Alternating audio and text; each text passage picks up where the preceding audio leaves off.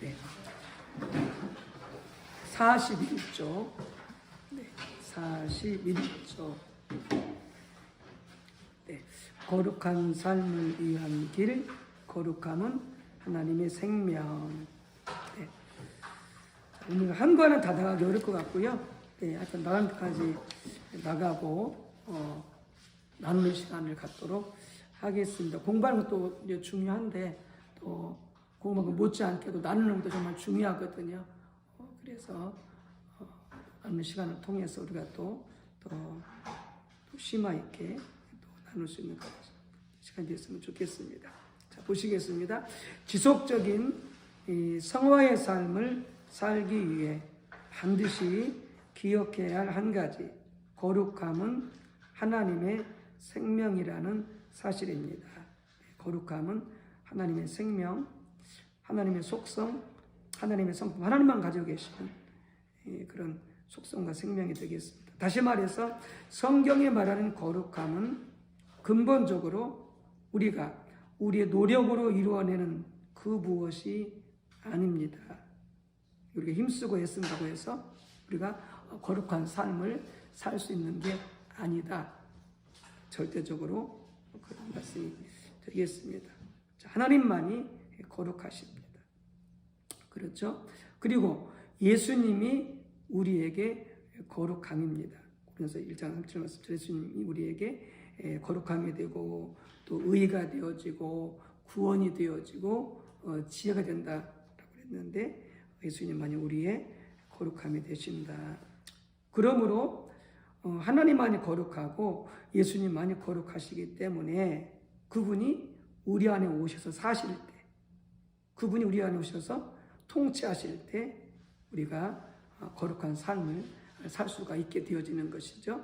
그래서 하나님이 우리 삶을 주관하시고 또 우리를 통해서 통치하실 때만이 우리가 비로소 거룩하게 될 수, 당연히 그렇죠. 하나님 거룩하시기 때문에 우리 통치하시면 우리가 거룩한 삶을 살 수 있겠죠. 근데 문제는 뭐냐면 우리가 말은 그렇게 하죠. 하나님 우리를 다스려 주세요. 우리를 인도해 주세요. 이렇게 말은 하는데 실제로 우리의 삶의 모든 영역을 하나님께 드리지 않는다는 데 문제가 있죠. 그래서 많이 경우에 우리는 우리 생각으로 또 우리 뜻과 의지 살 때가 많고요. 깨닫고 돌이키는 게 참 중요합니다. 자, 그래서 첫 번째 거룩한 삶을 살려면은 첫 번째 신분적인 거룩함을 기억하십시오. 우리가 신분적으로 거룩하다라고 하는 거죠. 신분적으로 거룩하다. 자, 그걸 꼭 기억하라는 거죠. 거룩한 삶을 살려면. 자, 거기 이제 한 예화가 있는데 옛날에 한 왕이 자기 신분을 숨기고 민간 사찰을 나갔다가 쓰레기 더미에서 쓰레기를 주워 먹고 사는 고아 거지 한 명을 만났습니다.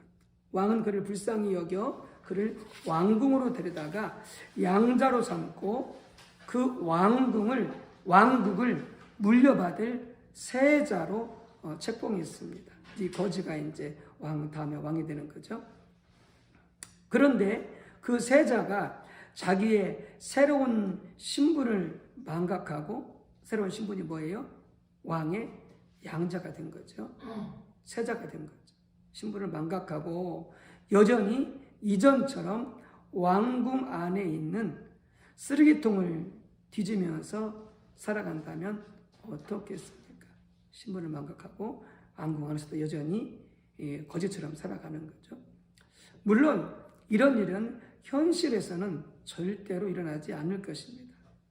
그러나 하나님은 쓰레기 더미를 뒤져서 먹고 사는 고아 거지보다 못한, 하나님을 떠나 온갖 세상의 죄 가운데서 영원한 사망을 향해 치닫고 있던 우리들을 하나님의 아들 예수 그리스도를 통해, 그분의 십자가 벌을 통해서 구원하셔서 하나님의 자녀 삼아주시고, 우리 신분이 뭐예요? 하나님의 자녀라는 거죠. 우리 신분이 하나님의 자녀 삼으시고 하나님의 모든 나라를 상속받을 자녀로, 다시 말해서 하나님 나라의 왕자와 공주로 삼으셨다는 거죠. 그래서 우리는 하나님의 자녀요 하나님 나라를 상속받는 하나님 나라의 왕자와 공주다. 자, 그런데 우리 새로운 신분을 망각하고 이전의 습관대로 온갖 세상의 죄 가운데 살아간다면 우리는 정확하게 그 새로운 신분을 망각한 세자와 같을 것입니다. 그렇게 되겠죠. 세자와 같게 되겠죠. 신분을 망각한. 자, 그래서 신분을 기억해야 된다. 하는 거죠. 우리가 하나님의 자녀가 되었고, 죄사함 받고, 하나님의 자녀가 되었고, 하나님 나라를 상속받을 하나님 나라 왕자와 공주가 되었다. 이게 우리의 신분이다. 우리의 신분이 거룩한 신분이다. 이 신분을 기억하라. 라고 하는 거죠. 자, 정체성을 기억하라는 거죠.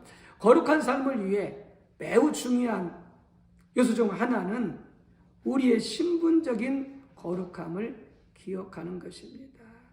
그래서 성경에서는 우리 그 신분적인 거룩함을 여러 가지로 표현하고 있죠. 그래서 말씀드렸던 하나님의 자녀, 또 하늘나라의 왕자와 공주 상속받을, 또 그것 말고 또 뭐가 있습니까? 우리가 하나님 나라의 백성, 하늘나라의 백성이 됐다. 네, 하늘나라의 백성이 됐다. 그것도 맞고요. 또 어떤 것들이 상속자. 네, 하나님의 상속자. 네네. 네. 하나님의 기업. 하나님의 기업. 네, 우리는 하나님의 속한 자, 하나님의 기업이 됐다라는 부분도 있고요. 네, 다 맞습니다. 또 그런 것도 있죠. 누구든지 예수 그리스도 안에 있으면 새로운 피조물이다. 새로운 피조물이다. 우리는 이렇게 우리 자신이 보고 남이 볼 때는 네가 옛날에나 지금은 똑같지 이렇게 말할지 모르지만 우리는 완전히 예수 그리스도 안에서 새롭게 된 사람이다. 새로운 피조물이다. 새 사람이다. 그 다음에 또 그런 표현도 있죠. 예수 그리스도와 함께 십자가에 옛사람이 죽고 나는 새 사람이 된다. 예수 그리스도와 함께 나의 옛사람은 죽고 예수 그리스도와 함께 나는 새 사람으로 태어났다. 이런 것도 다 이제 우리의 새로운 신분을 말씀하고 있는 내용이 되겠습니다. 그래서 우리의 신분적인 거룩함을 우리가 거룩한 신분을 지닌 자가 되었다 하는 것이죠. 다시 말해서 우리가 어떻게 예수님의 십자가와 부활을 통해서 우리의 죄를 용서받고 하나님께 속한 거룩한 백성이 되었는가를, 그리고 하나님의 모든 나라를 상속받을 하나님의 자녀가 되었는가를 기억하는 것입니다. 우리가 신분적인 거룩함을 기억하고 인식하는 것만큼 우리는 거룩한 삶을 살기를 열망하게 될 것입니다. 그래서 우리는 거룩한 하나님의 백성이다. 우리는 하나님의 자녀다. 라고 하는 것, 꼭 그 신분을 기억해야 된다고 하는 것이고요. 자, 그래서 이제 이것과 관련해서 우리의 신분이 이렇게 거룩한데, 거룩한 백성이요, 또 하나님의 거룩한 자녀인데, 이 신분과 관련되어져서 우리가 꼭 기억할 게 뭐냐? 바로 십자가에 의한 삶을 살아야 된다는 거죠. 십자가에 의한 삶을 살아야 된다는 거죠. 그러니까 예수님의 십자가 부활을 통해서 우리는 전혀 새로운 사람이 된 거죠. 거룩한 하나님의 백성이 되어지고 하나님의 거룩한 자녀가 되어진 것이죠. 그래서 우리가 거룩한 삶을 살아야 되는데 특별히 십자가에 의한 삶을 살아야 된다라고 하는 것이죠. 근데 실은 이제 이게 이제 관건인데 우리가 십자가에 대해서 많이 노래도 하고 말씀도 듣고 또 공부도 하지만 실은 이 십자가에 의한 삶을 많이 살지 못해요. 우리가 많이 살지 못해요. 그러니까 우리가 이 거룩한 삶을 사는데 많이 실패하게 된다라고 하는 것이죠. 자, 우리가 이 삶을 살고 있는 거 한번 스스로 한번 성령의 조명을 통해서 한번 점검해 보시기 바랍니다. 자, 이와 관련해서 우리가 반드시 배우고 살아야 할 삶이 십자가에 의한 삶입니다. 그 십자가에 의한 삶은 빨간 펜으로 이렇게 쭉 그어야 돼요. 십자가에 의한 삶입니다. 다시 말해서 십자가의 능력을 의지하는 삶입니다. 그러니까 십자가에 의한 삶을 살지 않으면, 십자가의 능력을 의지한 삶을 살지 않으면 우리는 어떻게 살아가느냐? 우리는 옛사람으로 살아가게 되는 거죠. 옛사람으로 살아가게 되어지고, 이 삶을 살지 않게 되어지면 우리는 자꾸 어떻게 살려고 하느냐? 우리 힘과 우리 의지와 우리 모든 자원과 능력과 우리의 지혜로 살아가려고 해요. 거룩한 삶을 살고 신앙생활을 하려고 한다. 그래서 우리 어떤 그 의지, 또 우리 힘, 우리 노력으로 정직하려고 그러고, 욕심을 안 부리려고 그러고, 그리고 또 남을 도와주려고 그러고, 착하게 살려고 하고, 우리 힘과 의지를 가지고. 그런데 절대 그렇게 살 수가 없다는 거죠. 살 수 없다. 이게 우리 힘과 노력을 이렇게 잠깐 살 수 있을지 모르지만 살게 되어지면은 그리고 어떻게 되어지느냐? 교만하게 되는 거예요. 교만. 나는 이렇게 착하게 살고 있잖아. 나 이렇게 열심히 살고 있잖아. 나 이렇게 정직하게 살고 있잖아. 교만하게 되는 거예요. 왜요? 자기를 의지했기 때문에. 그리고 그렇게 살지 못한 사람 보면 어떻게 돼요? 이제 정지하죠. 쟤는 맨 거짓말만 하고, 쟤는 맨 욕심만 부리고, 쟤는 정말로 사람이 못됐어. 이렇게 남을 이제 판단하고 비판하게 되는 거죠. 왜요? 내가 그렇게 살고 있으니까. 내 힘으로, 내 노력으로, 내 의지로. 그런데 하나님의 은혜로 살고 있는 사람들은요, 그렇게 남이 그런 사람을 산다 할지라도 판단하지 않습니다. 비판하지 않아요. 왜냐하면 내가 하나님의 은혜가 임해서 그렇게 살고 있기 때문에 다른 사람도 하나님의 은혜가 임하면 얼마든지 그렇게 살 수 있다고 생각하기 때문에 그 사람에게 하나님의 은혜가 임하도록 기도하지, 그 사람을 비판하지 않습니다. 판단하지 않습니다. 이게 완전 차이예요. 그런 근본적으로 우리 힘을 살 수 없는 것. 거룩한 삶, 하나님을 닮아가는 삶.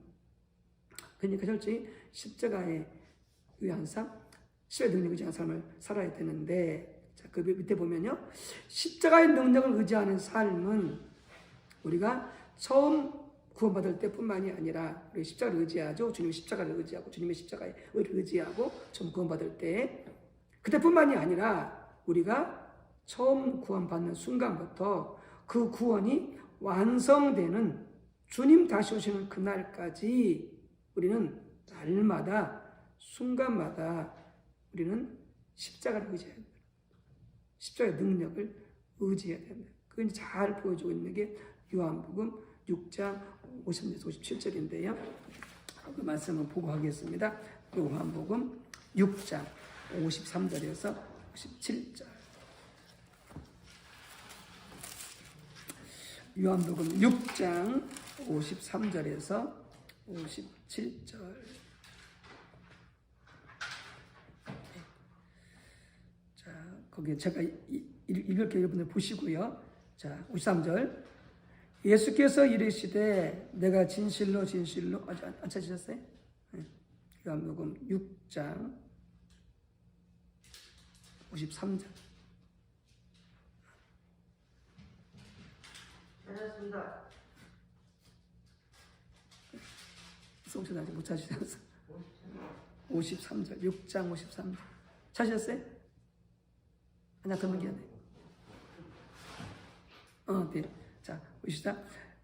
예수께서 이르시되 내가 진실로 진실로 너희에게 이르노니 인자의 살을 먹지 아니하고 인자의 피를 마시지 아니하면 너희 속에 생명이 없느니라. 여기서 인자의 살을 먹지 아니하고 인자의 피를 마시지 아니한다는 것은 뭐냐면은 예수님이 우리의 죄를 용서하시고 구원하시기 위해서 십자가에서 죽었음을 우리가 믿는 것을 말하는 것이거든요. 근데 인자의 피를 먹고 마시다는 말이 이 동사형이 과거형이에요. 과거형. 그래서 여러분들이 자기 성경책이면 그렇게 쓰시기 바랍니다. 없으면 자기 성경책이 아니면은 노트에 기록해놨다가 가서 성경책에 기록하시기 바랍니다. 인자의 살을 먹다 마시다는 뭐냐면은 과거형이에요. 과거형. 이게 과거에 인자의 살을, 인자의 피를 먹고 마셨다 그 말이에요. 이게 다른 말로 뭐냐면 내가 과거에 어느 시점에서 보여 구원받았다는 거예요. 구원받았다는 거예요. 우리 과거 구원받았잖아요. 응? 과거 구원받았잖아요. 과거 예수님 만났잖아요. 과거 예수님 우리 믿고 구원받은 적이 있잖아요. 그래서 53절은 뭐다? 과거다. 과거. 자, 그 다음은 뭐냐면 현재 영역. 54절. 내 살을 먹고 내 피를 마시는 자는 영생을 가졌고, 이건 뭐냐? 현재 영역. 그래서 현재적으로 뭐예요? 계속 예수님의 살을 먹고 예수님의 피를 마셔야 돼요. 현재. 그래서 우리의 구원은 뭐냐면은 과거에 구원받았을 뿐만이 아니라 현재적으로 구원을 이루어가야 돼. 현재 구원을 이루어가야 돼. 많은 성도님들이 이 54절을 갖다가 뭐예요? 이걸 갖다가 무시해. 그리고 뭐만 믿고 있어? 과거에 구원받은 것만 믿고 있어. 근데 예수님의 십자가는, 예수님의 그 십자가 그를 의지하는 사람 뭐예요? 과거에도 믿었을 뿐만이 아니라 현재에도 믿고 의지해야 된다. 그래서 십자가에 대한 사람은 뭐냐면은 현재에도 계속 십자가를 의지해야 된다. 십자가에 대한 사람은 살아야 된다. 그리고 어떻게 한다고요? 마지막 날에 내가 그를 다시 살리리니 하면서 이제 마지막 날에 뭐예요? 우리 구원이 완성되는 거죠. 그러니까 과거에 구원받고 현재 내가 이 구원의 삶을 살고 있어야 우리의 구원이 마지막 날 때 된다고요? 완성될 수가 있다라고 하는 것이죠. 55절 56절. 내 살은 참된 양식이요 내 피는 참된 음료로다. 내 살을 먹고 내 피를 마시는 자는, 이것도 뭐예요? 현재예요. 현재 지금 먹어야 돼. 현재 십자가를 의지해야 돼. 현재 십자가 능력을 의지해야 돼. 네. 그런 자로 어떻게 한다고요? 내 안에 거하고 나도 그 안에 거한다. 주님과의 친밀한 교제의 삶이 가능하다라고 하는 거예요. 현재적으로 주님 십자가를 의지하고 저를 의지해야. 그래서 거기 나왔는 것처럼 다시 한번 보면은, 자, 십자가 능력을 의지하는 삶은 우리가 처음 구원받았을 때뿐만이 아니라, 과거뿐만이 아니라 우리가 처음 구원받은 순간부터 구원이 완성되는 그날까지 날마다 순간마다 현재적으로 되어야 된다고요. 현재적으로 살아야 된다. 현재적으로. 자, 43조. 자,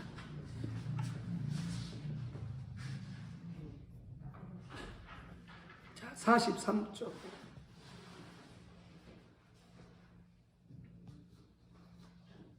잠깐만요.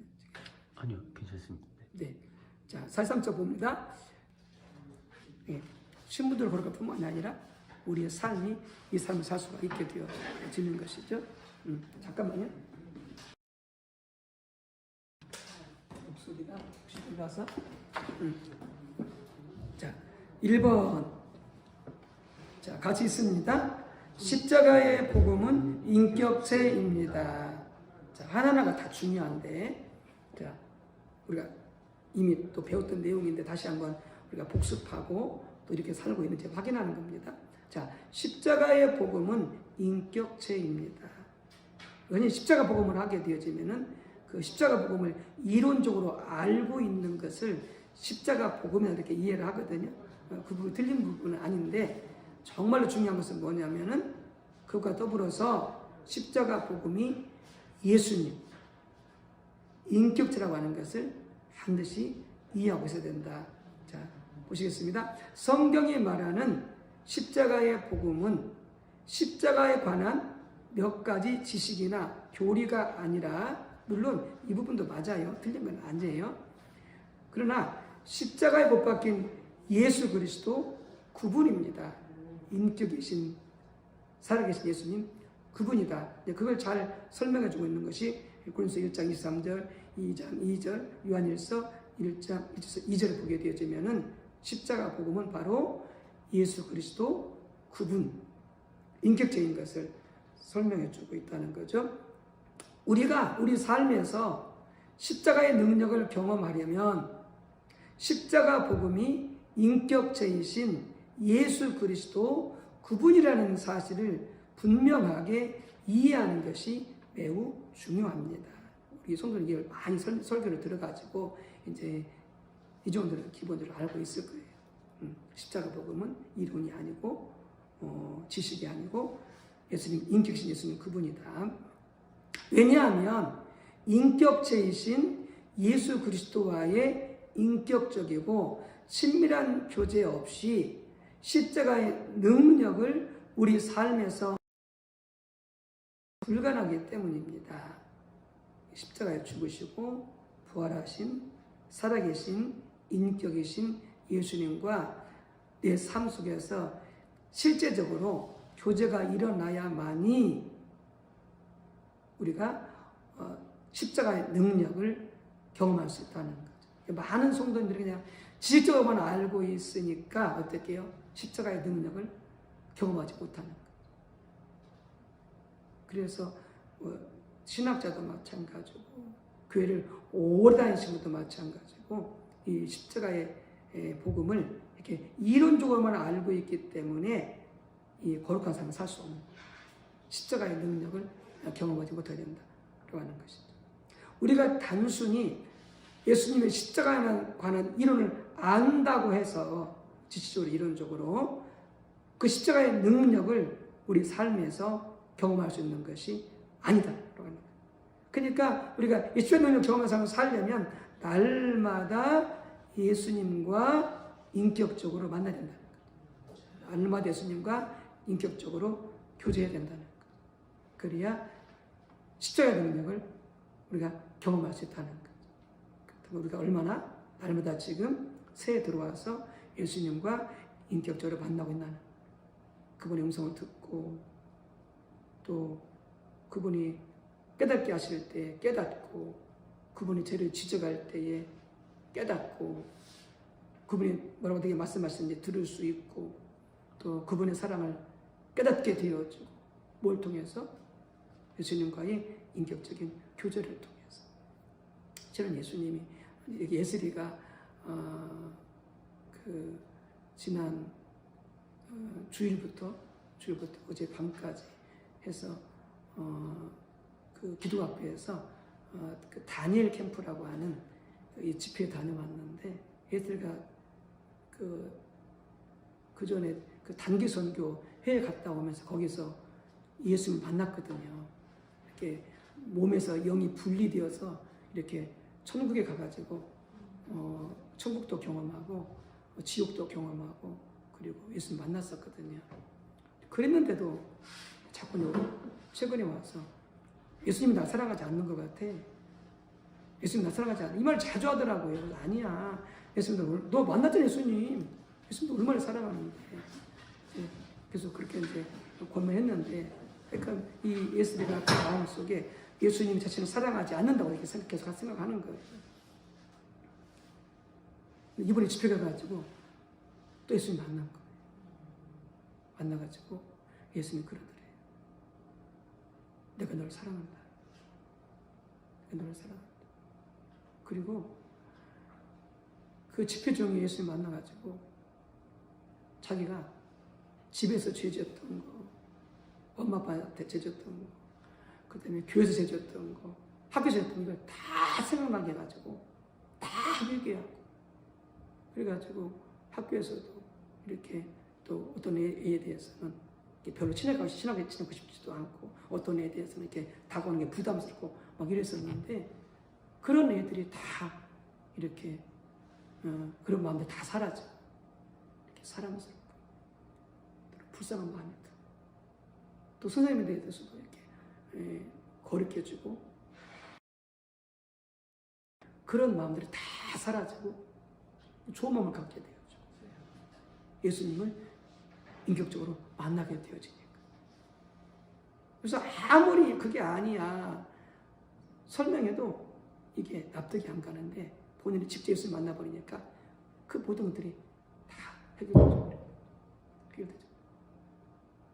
그래서 지금은 너무나 몸이 가볍다고 마음이 가볍다고 하면서 엄청난 은혜를 많이 받고 왔더라고요.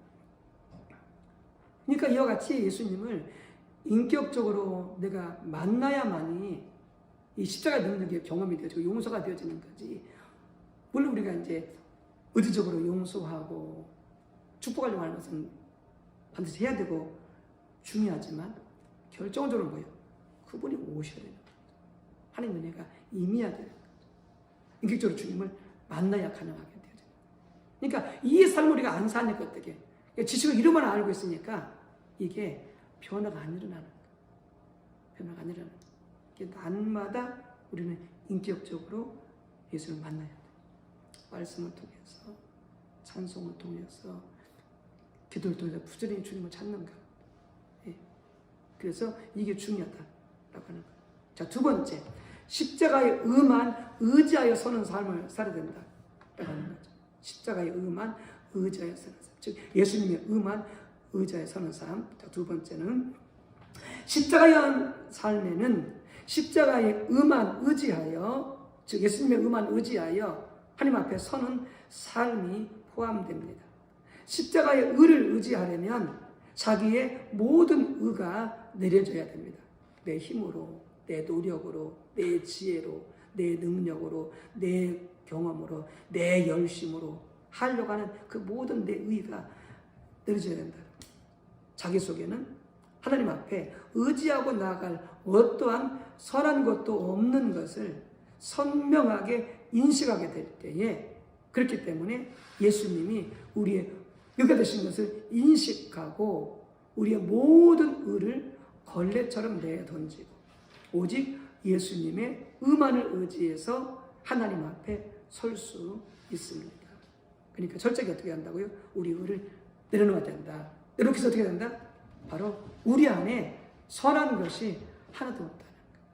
우리 안에 의로운 것이 하나도 없다는 거예요. 예. 그래서 내가 착하지 않다고 하는 거예요. 내가 정직하지 않다는 거예요. 내가 욕심이 없는 게 아니고 욕심이 많다라고 하는 거예요. 내가 교만하다고 하는 거예요. 철저하게 부패하고 타락한 주인이라고 하는 거예요. 그래서 내 안에 사는 것이 의로운 것이 하나도 없다고 하는 것이, 이것이 깨달아져야 그 다음에 된다고요. 예수님의 의를 의지하게 된다는 거죠. 예수님의 의를 의지하게 된다 하는 거죠. 그리고 어떻게 한다? 내 모든 의는 걸레처럼 여긴다는 거예요. 사도 바울이 얘기했던 것처럼 그것을 다 배설물로 여기게 된다. 그래서 어떻게 해요? 더 이상 그것들을 바라보거나 의지하지 않게 돼요. 그러니까 열심히 살고 또 정적이 살고 선하게 살고 남한테 많이 베푸는 사람들은 뭐예요? 자꾸 주변에서 착하다, 욕심 없다, 당신 정직하다, 당신 열심히 사네, 당신 좋은 사람, 이런 말 수도 없이 들었을 때 우리는 착하게 내가 좋은 사람이야, 내가 선한 사람이야, 내가 정직한 사람이야, 내가 욕심이 없는 사람이야, 난 좋은 사람이야. 속고 있는 거죠. 아니죠. 내 안에 선한 것이 하나 없다. 이것이 깨달아져야만이 우리는 예수님의 의를 의지하게 되어져요. 내 모든 의를 걸레처럼 여기고 주님을 의지해서 주님 앞에 설 수 있게 되어지는 거예요. 그럼 가만히 보세요. 여러분 스스로 갖다 좋은 사람이라고 하는 평가하는 것. 여기 나와 있는 것인데 안에 선한 것이, 의로운 것이 하나 없다고 생각하고 있습니다. 말은 그렇게 해요. 내 안에 선한 것이 없습니다. 나는 죄인입니다. 의로운 것이 하나도 없습니다. 우리 스스로 어떻게 자꾸 착하게 빠지죠. 그래도 이 정도면 괜찮아. 나는 괜찮은 사람이야. 이 정도의 아빠면, 이 정도의 엄마면 그래도 괜찮은 사람이야. 이 정도의 집사면, 이 정도의 목사면, 이 정도의 장로면 그래도 괜찮아. 좋은 사람이야. 우리 순간적으로 우리는 이런 착하게 빠져 사는 거야. 그게 아니야. 그래서 정말 성령의 조명으로 우리 모두가 다 내 안에 선한 것이, 의로운 것이 하나 없음을 이걸 깨달아야 된다. 이걸 깨닫지 못하면 어떻게 해요? 우리가 자꾸 우리 자신을 의지하려고, 그리고 그 의를 가지고 어떻게 하나님 앞에 서려고 하는 거예요. 그럼 그렇게 되면 어떻게 돼요? 우리는 거룩한 삶을 살 수가 없게 되죠. 하나님과의 친밀한 교제는 이루어질 수가 없게 되어진다라고 하는 것이죠. 그래서 자꾸 남이 칭찬해주면 감사합니다 하고 바로 그걸 버려야 돼. 남이 당신 욕심 없어, 당신 좋은 사람이야. 그러면 예 감사합니다 하고 바로 그런 사람, 속으로는 그런 사람 아니야. 주인이다. 얼마나 더러운데, 얼마나 욕심이 많은데, 얼마나 교만한데. 예. 빨리 부정하고 자신이 그런 사람이 아닌 것을 인정을 해야 돼. 예. 그 우리는 뭐예요? 주님만이 정죄하신, 주님만이 의로우신, 주님만이 선하신. 바로 신앙을 우리는 주님 없이 난 선할 수가 없습니다.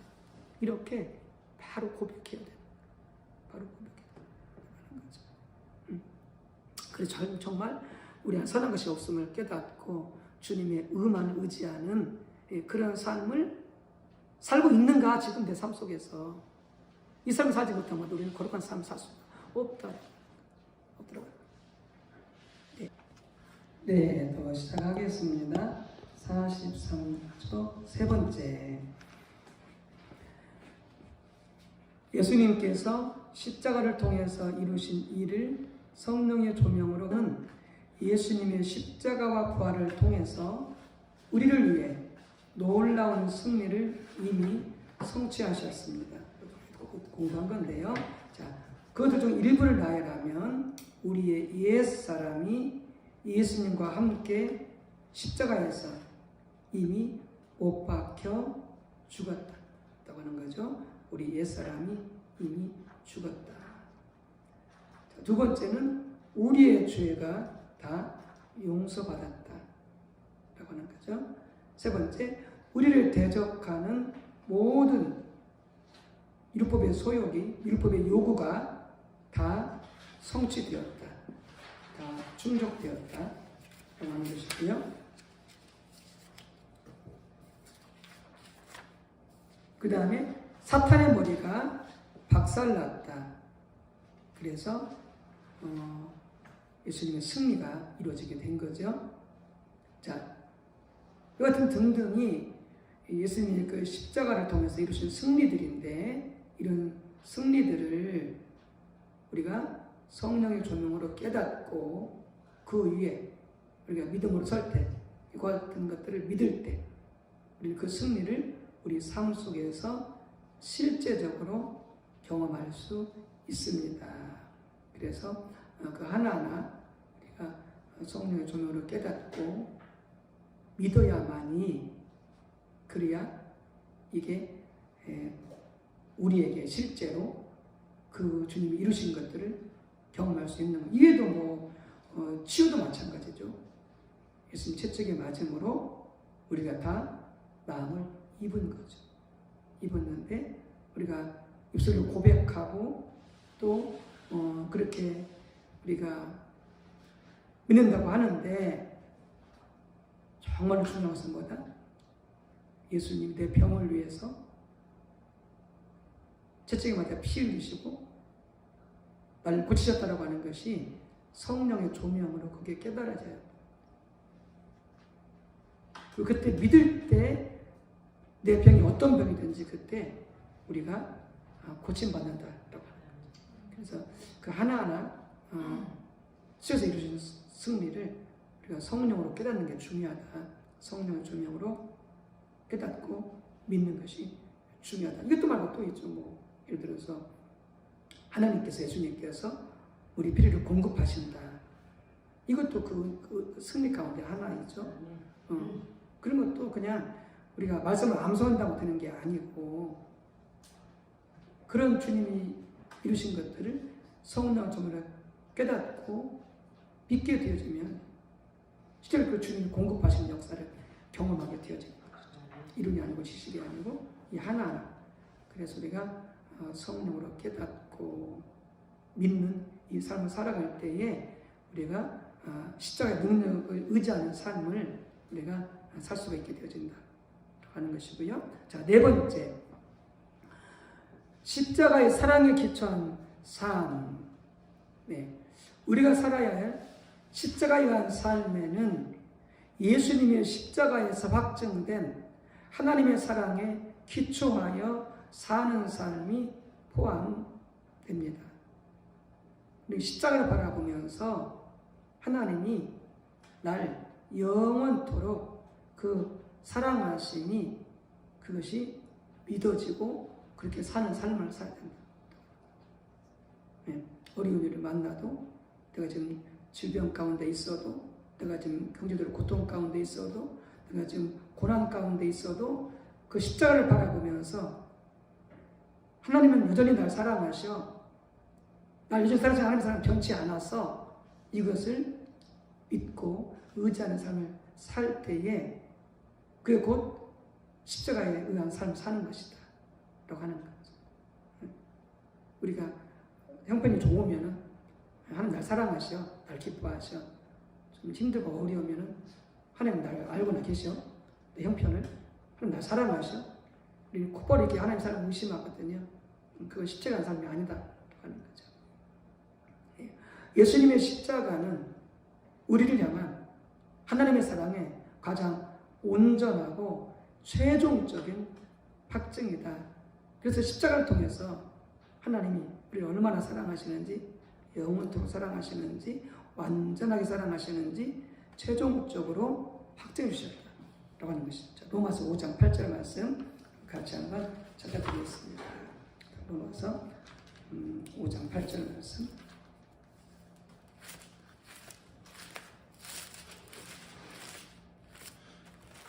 로마서 5장 8절 말씀, 네, 중요한 말씀이니까 우리 같이 읽도록 하겠습니다. 우리가 아직 죄인 되었을 때에 그리스도께서 우리를 위하여 죽으심으로 하나님께서 우리에 대한 자기의 사랑을 확증하셨느니라. 우리가 언제 때 하나님 우리를 사랑하셨다고요? 죄인 되었을 때 우리를 사랑하셨다. 죄인 되었을 때. 그 우리는 지금 죄인이 의인이에요. 지금은 우리는 의인이잖아요. 예수님의 피로 의롭게 되었잖아요. 모든 죄를 용서하고. 그러니까 우리가 죄인 되었을 때의 십자가에서 죽으심으로 우리를 사랑해 주셨는데, 예, 의인된 지금이야 얼마나 더 사랑하시겠냐. 그분은 의인되었다. 그래서 이미 십자가에서 우리를 향한 자기의 사랑을 확정해 주셨다. 널 영원토록 사랑해. 넘어져도, 우리가 또 실수하여 죄를 지어도, 우리가 가난해도 병들었어도, 모든 일이 안 되어도, 내 뜻대로 안 되어져도 하나님은 언제나 우리를 사랑하셨다. 의심하지 말라. 자, 하나님을 경험하는 삶의 저자인 헨리 블랙카비 목사는 그 당시 대학생이던 그의 막내딸이 암에 걸렸을 때의 경험을 이렇게 말합니다. 많은 경우 이렇게 목사의 자녀가 혹은 목사의 자녀가 이렇게 암에 걸리면은 되게 이제 뒤에서 수근수근하죠. 뭔가 잘못했기 때문에 저러지. 뭔가 큰 잘못을 한 거야. 믿음이 없어서 그런 거야. 하면서 옆에서 격려하는 사람도 있지만 또 옆에서 비난하고 조롱하는 사람도 반드시 있거든요. 그러니까 격려만을 들었을 때는 좋지만은 그런 비난과 조롱의 말 들었을 때 참 힘들잖아요. 그런데 그런 때 헨리 블랙카비 목사님은 자 어떤 이 자세 태도를 취했는지 봅시다. 때때로 저는 하나님 앞에 나아가서 딸 아이 뒤에 있는 십자가를 보았습니다. 아버지, 하나님 아버지죠. 아버지, 환경 때문에 하나님의 사랑을 의심하지 않도록 도와주십시오. 저를 향한 당신의 사랑은 십자가에서 이미 다 해결되었습니다.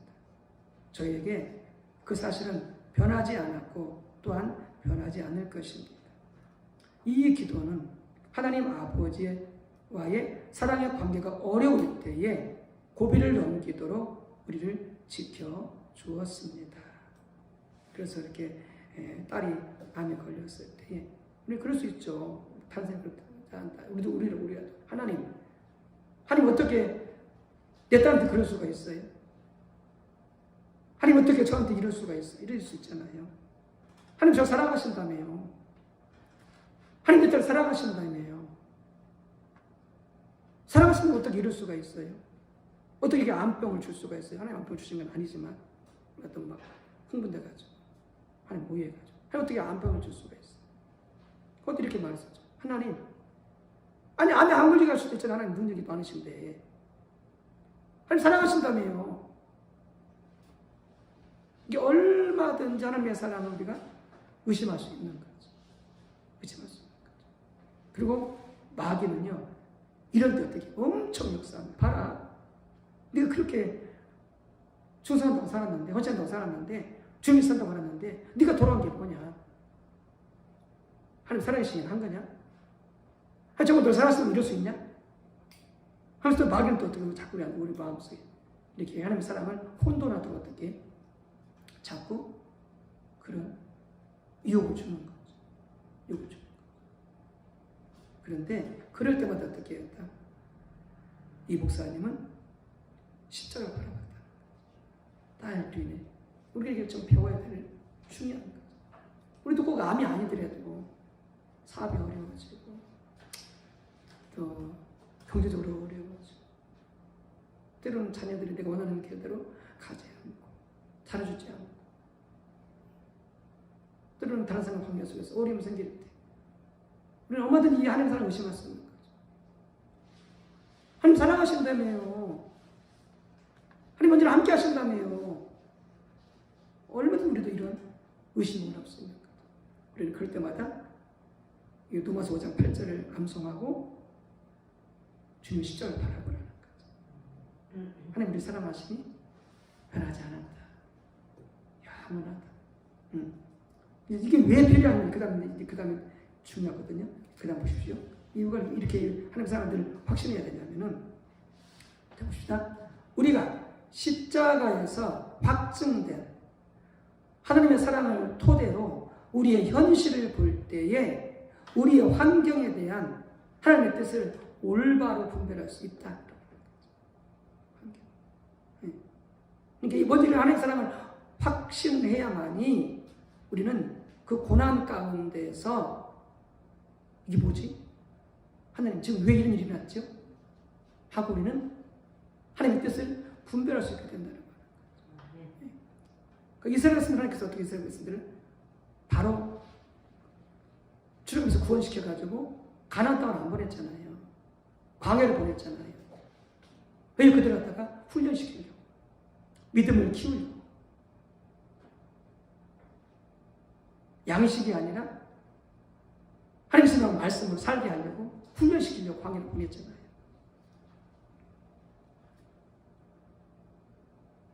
왜요? 그들을 사랑하셔서 사랑하셔서 일부러 고난을 주신 거예요. 근데 이스라엘 백성들이 어떻게? 그 하나님의 사랑을 모르고 우리 그 역으로 해석하는 거죠. 하나님 왜 우리를 갖다 죽이려고 이곳에 몰아놨습니까? 차라리 애굽이 좋았습니다. 하나님 그들을 사랑하셔서 고난을 허락하심으로 믿음을 키우고 아선들 사는 것을 키우고 그래서 하나님을 천지 동양사를 살게 하려고 그들을 훈련시키려고 사랑하사 이렇게 보냈는데 그들은 그 고난을 어떻게 해요? 오해하는 거죠. 왜요? 하나님의 사랑을 신뢰하지 못하니까. 그래서 두 가지예요. 물론 고난이 다 하나님 주시는 건 허락하시는 건 아니지만 물론 마귀가 주는 고난도 있죠. 그것을 우리가 끊어야 되고 버려야 됩니다. 물리쳐야 됩니다. 그런데 그게 아닌 경우 하나님께서 어떻게 고난을 허락하신다는 거죠. 왜요? 우리를 사랑하사 훈련시키려. 그러니까 하나님 사랑을 의심하지 않아야 그 고난 가운데서 어떻게 해요? 하나님 뜻을 분별할 수 있는 거예요. 하나님 내가 지금 왜 이 고난 가운데 있는 거죠? 하면서 이 고난 도대체가 뭘 배워야 되죠? 이 고난 도대체 하나님께 날 어떻게 변화시키시고 연단시키를 원하시는 것이죠? 혹은 하나님 내가 뭘 잘못했죠? 그것도 제가 잘못한 것이 뭐가 있습니까? 깨닫게 해주세요. 이렇게 우리는 그 고난을 우리가 바로 바라볼 수 있게 되는 거죠. 그 속에서 하나님 뜻을 찾을 수가 있게 되는 거죠. 뭐 할 때? 고난당할 때 하나님 사랑을 의심하지 않게 될 때. 하나님 사랑을 확장하게 될 때. 그러니까 우리는 이럴 때 뭘 보면 알아요? 우리는? 우리 보면 알아요. 우리가 누구예요? 우리가 부모잖아요.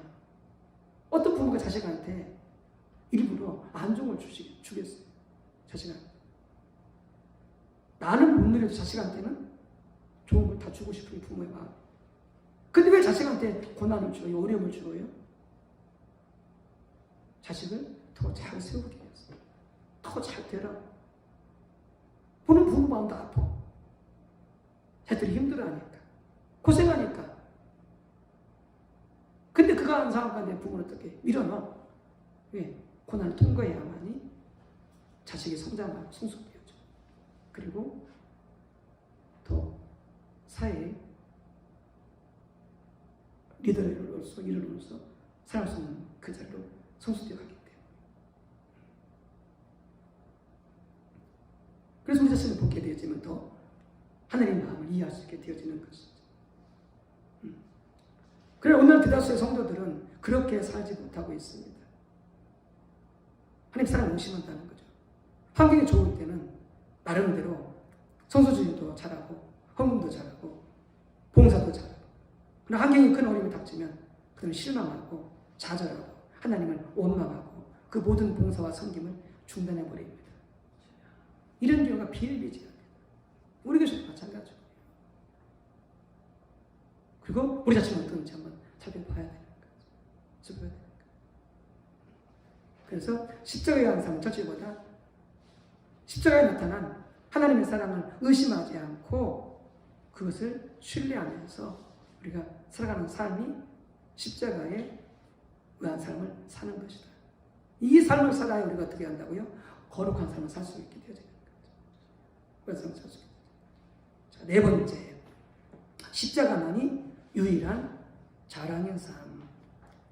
우리가 이제 여기서 알아야 될 것은 뭔가를 자랑한다라고 하는 것은 그것은 곧 뭐다? 곧 그것을 믿는 것이다. 써놓으세요. 뭔가를 자랑한다라고 하는 것은 뭐 돈이든 학벌이든 집안이든 뭐 자식 자랑이든 뭐든 간에 남편 자랑이든 뭔가든 다 자랑하는 것은 뭐다? 그것을 신뢰하고 의지하는 것이다. 직장을 자랑하든 사업을 자랑하든 뭘 자랑하든 그걸 자랑하는 것은 곧 뭐다? 그것을 믿는 것이다. 라고 하는 거예요. 그래서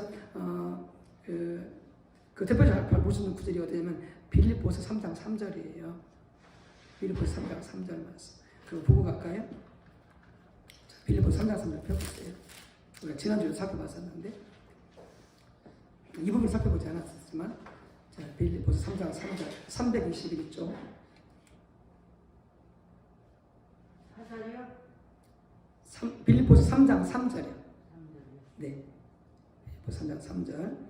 자, 거기 같이 있습니다. 하나님의 성령으로 봉사하며 그리스도 예수로 자랑하고 육체를 신뢰하지 않은 우리가 곧 할례파라고 하는 것은 우리가 진짜 믿는 사람이다 그런 의미이고요. 자, 거기 보면은 자, 그리스도 예수로 자랑하고 육체를 신뢰하지 않는다 이렇게 됐잖아요. 그러니까 예수를 자랑하는 사람은요 육체를 신뢰하지 않아요. 육체를 의지하지 않아요. 그런데 육체를 자랑하는 사람은 어떻게 한다고요? 육체를 자랑하는 사람은 예수를 신뢰하지 않아요. 이게 반대가 되는 거예요. 반대가 되는 거예요.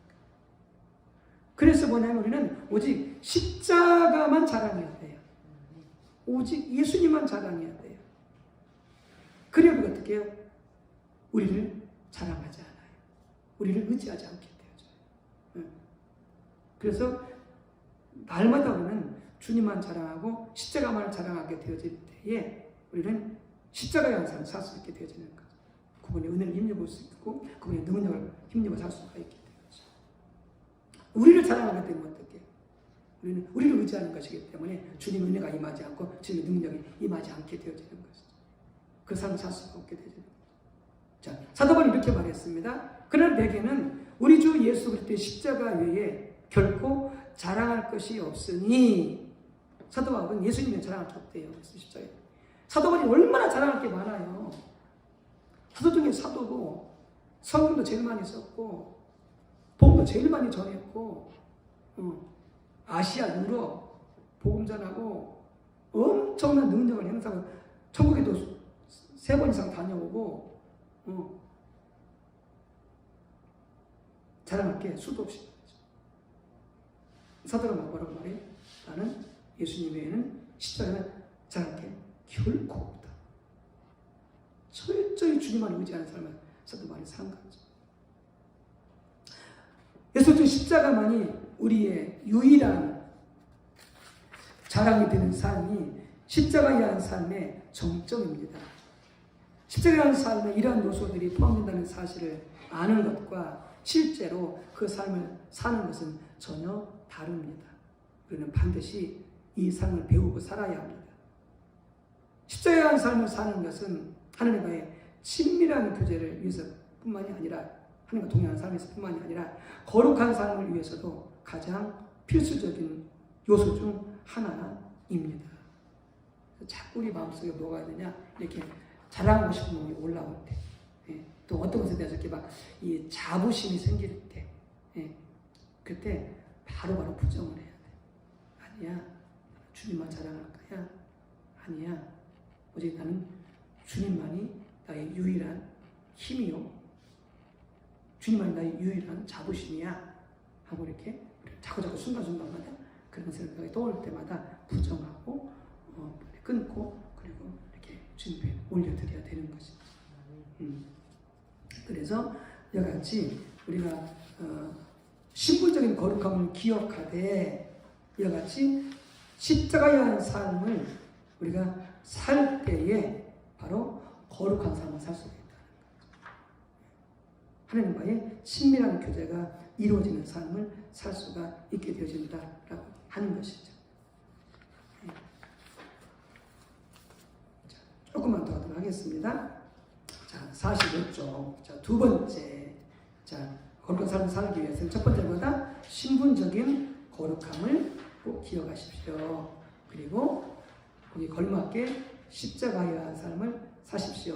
라고 하는 게 첫 번째였고요. 두 번째, 유혹과 죄를 구별하십시오. 자, 이 부분도 참 중요한데요. 먼저 바른 지식이 필요하고요. 그리고 우리 삶에서 이것을 실제로 적용할 수 있어야 되겠어요. 그래야 거룩한 삶을 살 수가 있는데, 자, 유혹과 죄는 다르다라고 하는 거죠. 유혹과 죄는 같은 게 아니고 다르다. 이걸 먼저 우리가 이해할 수 있어야 되는데, 거기 한 좋은 예화가 있죠.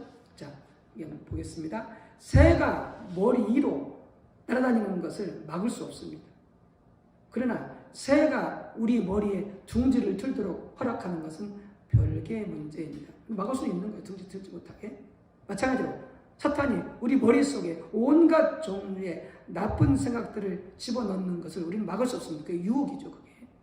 그러나 우리가 그 죄의 생각들, 그 유혹들을 받아들이고 그것들을 우리 마음에 품는 것은 뭐다? 우리가 막을 수 있는 거죠. 유혹이 오는 것까지는 막을 수 없는 거예요. 그러나 유혹이 왔을 때 그걸 막고 받아들이지 않고 무너질 수 있는 거죠. 욕심이 생길 때 예수님 이름으로 욕심을 떠나가라! 그렇게 할 수 있다는 거죠. 욕심이 생기는 걸 막을 수 없는 거죠. 내 마음속에 욕심이 올라오는 거야. 막을 수 없는 거죠. 그러나 욕심이 올랐을 때 받아들이지 말고 물리치라는 거예요. 그걸 우리가 할 수 있다는 거죠. 그래서 유혹과 죄는 구분해라. 욕심이 올랐을 때 된다. 그걸 받아들이고 욕심을 부려버리면 또 그게 뭐예요? 그게 죄가 되는 거예요. 욕심이 생겼을 때 어떻게 한다? 그때 바로 물리쳐라. 왜? 그건 유혹이기 때문에. 유혹이기 때문에. 탐심의 죄가 아니기 때문에. 사탄은 온갖 부정한 생각들을 불어넣고 난 다음에 우리가 받아들이고 그리고 그것을 품게 되어질 때에 바로 돌아설 때 우리를 정죄하는. 너 욕심쟁이지. 네가 그리스도인이냐? 네가 하나님의 자녀냐? 그러면서 우리를 정죄하면서 우리가 어떻게 해요? 우리로 하여금 그 죄에 끌려 살도록 우리가 그런 삶에 자포자기하도록 그렇게 가도록 이끌어버린다는 거예요. 사탄은 부정한 자, 소망이 없는 자라고 우리를 정죄하며 죄에 대하여 우리 자신을 내어 맡기도록 미혹한다는 거예요. 그래서 그걸 미리 차단해야 된다는 거죠. 유혹이 왔을 때 그러나 우리는 유혹 그 자체가 죄는 아니라는 사실을 반드시 기억해야 합니다. 그러나 어차피 부정한 자이기 때문에 그냥 죄를 지으라는 사탄의 거짓말은 담대히 물리쳐야 된다라고 하는 것이죠. 그래서 어떻게 해요? 바늘도둑이 수습되는 거죠. 예, 작은 것이 욕심이 잉태한 즉 죄를 낳고 죄가 장성한 즉 사망이 나는 거죠. 그러니까 우리는 계속 싸워가야 되고 그 처음 싸워서 그걸 잘라버려야 된다는 거죠. 유혹이 왔을 때 잘라버려야 된다. 그래서 유혹과 죄는 같다 다르다? 다르다. 꼭 구분해라 라고 하는 거죠. 자, 그래서 그렇게 유혹과 죄를 구분해서 살기 위해서는 생각을 그리스도께 두십시오. 생각을 항상 우리의 생각을 누구한테 두라? 예수님께 두라 라고 하는 것이죠. 그 옆에 또 이렇게 쓰십시오. 그래서 써놓으십시오. 항상 하나님을 기억하자. 항상 하나님을 기억하자. 다른 말로 하면 하나님을 잊지 말자. 항상 하나님을 잊지 말자. 그 다음에 성령님은 항상 우리와 함께 하신다.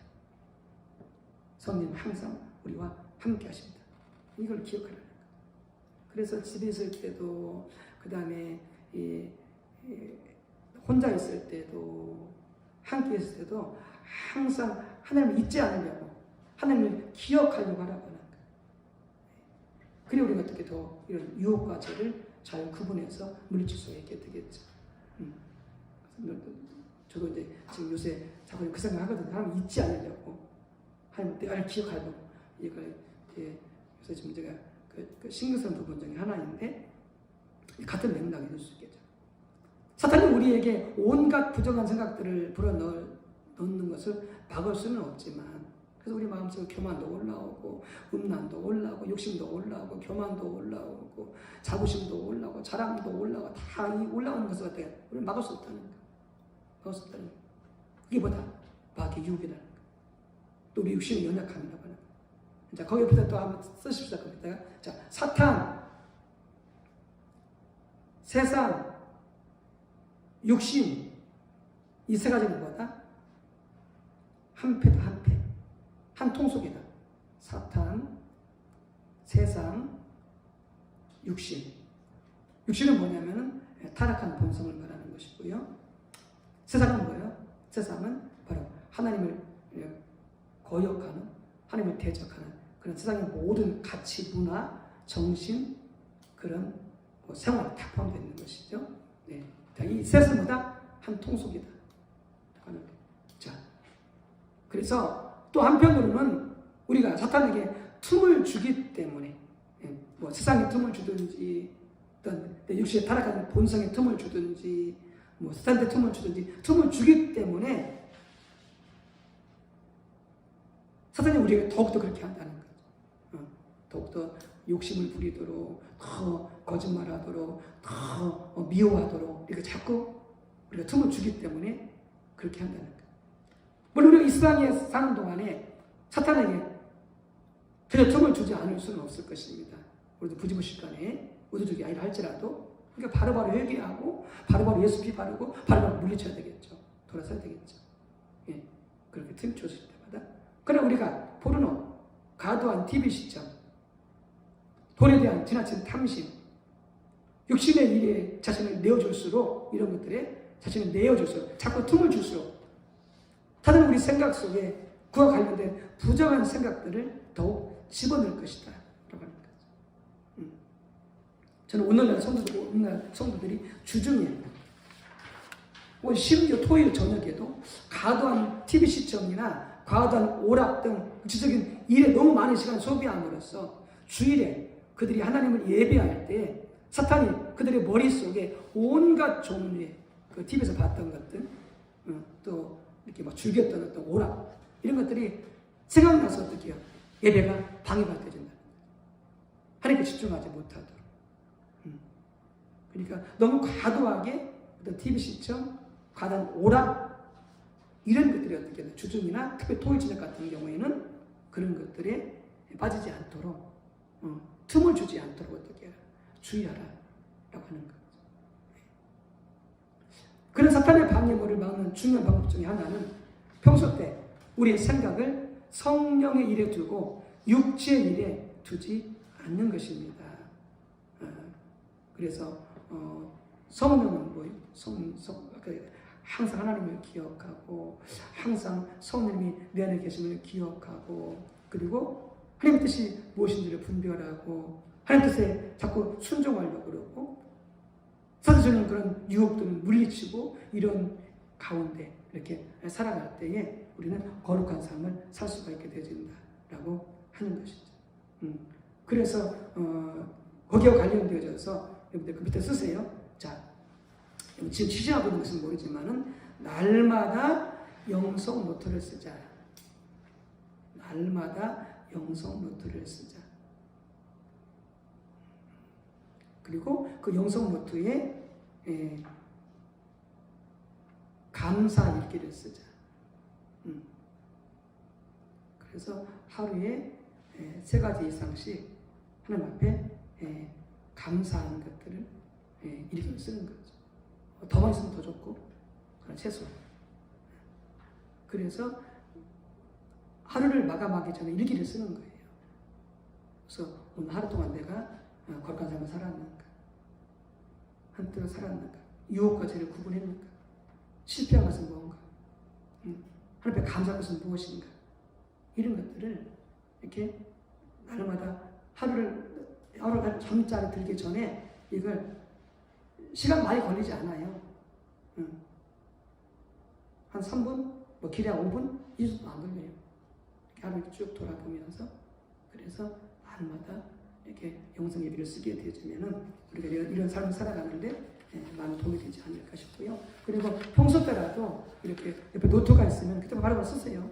하나님 이거 감사합니다. 노트 써서 이렇게 하나님 이 일도 감사합니다. 하나님 내가 이 부분이 잘못됐으면 회개합니다. 이렇게 영성 읽기를 이렇게 쓰면은 우리가 유혹과 죄를 구분하고 그리고 또 하나님을 기억하며 사는 것에 많은 도움이 될 수가 있겠죠.